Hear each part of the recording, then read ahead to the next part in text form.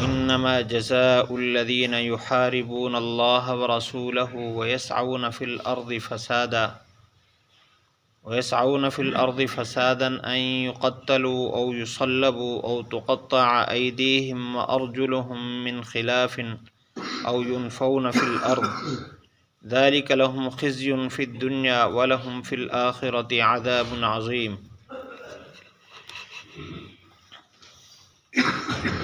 ان لوگوں کی سزا جو اللہ اور اس کے رسول کے ساتھ جنگ کرتے ہیں اور زمین میں فساد پھیلاتے ہیں کہ ان کو قتل کیا جائے یا سولی چڑھایا جائے یا ان کے ہاتھ اور پاؤں خلاف سے کاٹے جائیں یا ان کو جلا وطن کر دیا جائے، یہ ان کے لیے دنیا میں رسوائی ہے اور ان کے لیے آخرت میں بڑا عذاب ہے۔ پچھلی آیات میں اللہ تعالیٰ نے حابیل اور قابیل کا قصہ بیان فرمانے کے بعد یہ بات فرمائی کہ بنی اسرائیل پر یہ بات لاگو کی تھی کہ جس نے کسی ایک بندے کو قتل کیا گویا کہ اس نے ساری دنیا کے لوگوں کو قتل کیا، اور اگر کسی ایک کی زندگی کو بچایا تو گویا پوری دنیا کے لوگوں کی زندگی کو اس نے بچایا ہے۔ اور یہ بات فرمائی تھی کہ جو آدمی قتل اختیار کرتا ہے وہ جو زمین میں فساد پھیلاتا ہے،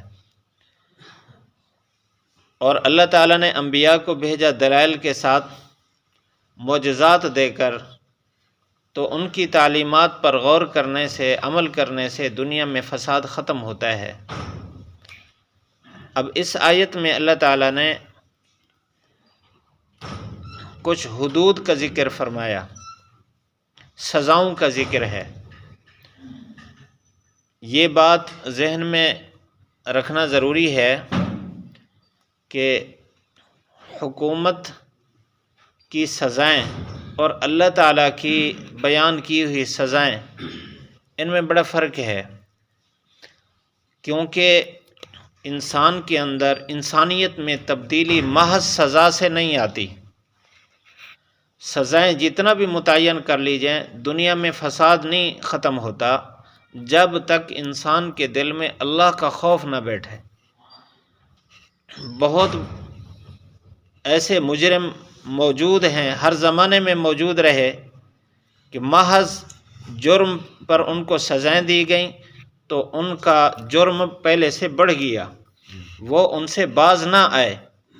اللہ تعالیٰ نے قرآن مجید میں اور دین اسلام میں جو طریقہ سزا اختیار فرمایا ہے تو اس میں غور کرنے سے پتہ چلتا ہے کہ یہ سزا دوسرے نمبر پر ہے۔ پہلے اللہ تعالیٰ نے اور اللہ کے پیارے محبوب صلی اللہ علیہ وسلم نے ان مجرمین کے دلوں میں اللہ کا خوف بٹھایا ہے، اور دنیا کا بہت بڑا حصہ ایسا ہے مجرموں کا جو اللہ کے خوف کی وجہ سے جرم سے باز آ گئے ہیں۔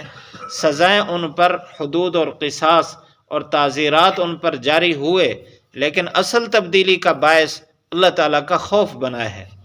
اس وجہ سے قرآن مجید کا یہ طرز ہے، پہلے اللہ تعالیٰ نے حابیل اور قابیل کا قصہ بیان فرمایا تو اس میں اللہ تعالیٰ نے اپنا خوف کا ذکر فرمایا، اور پھر بنی اسرائیل پر جو لاگو کیا حکم اس کا تذکرہ کرتے ہوئے بھی اللہ تعالیٰ نے اپنے خوف کا ساتھ تذکرہ فرمایا، یعنی ساتھ ساتھ باطنی اصلاح اس کی بھی ساتھ محنت کی جا رہی ہے۔ اس ترتیب پر اگر سزائیں قائم ہوں تو پھر دنیا کے اندر سے فساد ختم ہو جائے گا۔ اور اس آیت میں اللہ تعالیٰ نے کچھ سزاؤں کا ذکر فرمایا۔ اس کی تفسیر سے پہلے یہ بات جاننا بھی ضروری ہے کہ ہمارے ہاں سزاؤں کے لیے تعزیرات کا لفظ بولا جاتا ہے، کتابیں بھی لکھی ہوئی ہیں، تعزیرات پاکستان، تعزیرات ہند، ہر ملک کی سزاؤں کے لیے کتابیں جس میں چھوٹے بڑے سارے جرم ہیں ان کی الگ الگ سزاؤں کا تذکرہ ہوتا ہے۔ عدالت میں بھی یہ پائی جاتی ہیں، وکلاء کے پاس بھی، عام عوام الناس کے پاس بھی اس طرح کی کتابیں ملتی ہیں۔ قرآن مجید کا اور دین اسلام کا کا طرز یہ نہیں ہے، یعنی تعزیرات کا لفظ اس پر نہیں بولا جاتا۔ جتنے بھی جرم ہیں اس کی 3 قسمیں ہیں۔ کچھ جرم ایسے ہیں، یہ بات ذہن میں رہے کہ کسی انسان کو اگر کوئی آدمی اس پر زیادتی کرتا ہے، ظلم کرتا ہے، تو اس میں 2 طرح کے جرم پائے جاتے ہیں۔ ایک جرم یہ کہ اس نے ایک انسان کے ساتھ زیادتی کی، یہ حق العبد میں اس نے حق تلفی کی ہے، اور دوسرا اس میں اللہ تعالیٰ کا حق بھی اس نے کم کیا ہے کہ اللہ تعالیٰ نے اس کے ذمہ داری لگائی ہے، اس نے اللہ کی نافرمانی کی، تو اللہ کے حق میں بھی کمی پائی جا رہی ہے اور بندے کے حق میں بھی کمی پائی جا رہی ہے۔ پھر اس میں جہاں کہیں اللہ تعالیٰ کے حقوق کا غلبہ ہے، کہیں بندے کے حق کا غلبہ ہے، جہاں اللہ تعالیٰ کے حقوق کا غلبہ ہو، ایسی جگہ اگر جرم کیا جائے اس کے لیے جو سزا ہوتی ہے اس کو حدود کہتے ہیں۔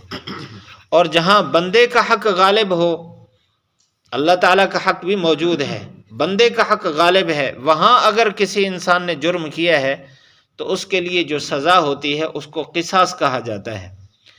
اور جہاں اس کے علاوہ دوسرے مثلا دونوں حقوق برابر کے ہیں یا کسی خاص بندے کا حق متعین نہیں ہے، جیسے اجتماعی جو املاک ہیں کسی مملکت کی، اس کو نقصان پہنچایا جائے، یا کوئی ایسا جرم کیا جائے جس کا تعلق حقوق اللہ کے غلبے اور حقوق العباد کے غلبے کے ساتھ نہیں ہے۔ مثلا حقوق العباد کے غلبے میں یہ ہے کہ کسی آدمی کی جان کو کسی طرح کا بھی نقصان پہنچایا جائے تو یہ حق العبد کا نقصان ہے۔ اگر اس نے جان کو نقصان نہیں پہنچایا، مثلا صرف گالی دی ہے یا صرف دھمکی دی ہے، ڈرایا ہے، ایسی صورت میں جو سزائیں ہوتی ہیں ان کو تعزیرات کہتے ہیں۔ اور جہاں حدود اللہ ہیں وہ بھی اللہ تعالیٰ کی طرف سے متعین ہیں، حاکم کو اس میں رد و بدل یا معافی کی اجازت نہیں ہوتی۔ اور جہاں حقوق قصاص ہے، حقوق العباد ہے، وہاں حاکم کو کسی طرح کی کمی کی اور رعایت کی اجازت نہیں۔ ہاں جو متعلقہ بندہ ہے جس کا حق مارا گیا ہے، اگر وہ اپنی طرف سے معاف کر دے تو وہ معاف ہو جاتا ہے۔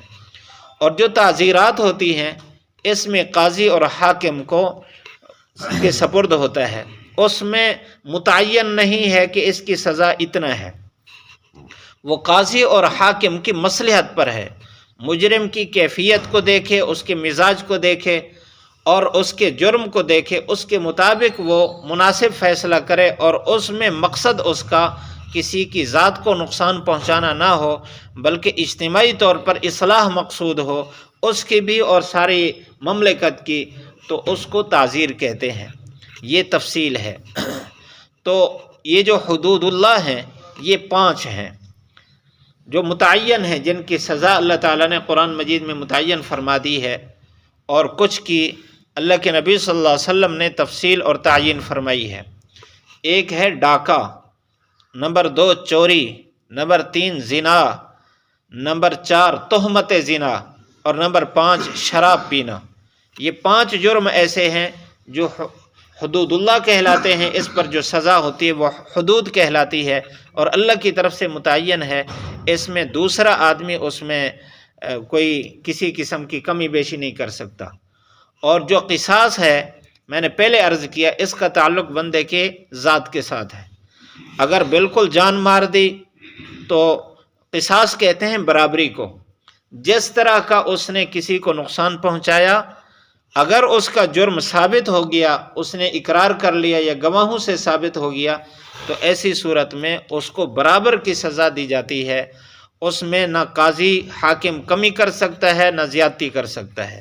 ہاں حق العبد کی وجہ سے اگر بندہ خود معاف کر دے اس کو، یا اس کے ورثاء معاف کر دیں تو پھر معاف ہو جاتا ہے۔ جیسے کسی کو قتل کر دیا یا کسی کے جسم کا کوئی عضو اس نے توڑ دیا ہے یا کاٹ دیا ہے، ایسی صورت میں، یا اس کو کوئی زخم پہنچایا ہے، ایسی صورت میں برابر کی اس کو سزا دی جاتی ہے، اس کے جسم کو اس نے نقصان پہنچایا ہے۔ اس آیت میں اللہ تعالیٰ نے حدود اللہ کا ذکر فرمایا۔ اس کی بھی ایک تفصیل ہے، آج اتنا بنیادی بات عرض کر دی ہے، کل انشاءاللہ اس آیت کی تفسیر عرض کر دی جائے گی۔ اللہ تعالیٰ پوری دنیا میں امن نصیب فرمائے اور عدل و انصاف کی فضا کو قائم فرمائے۔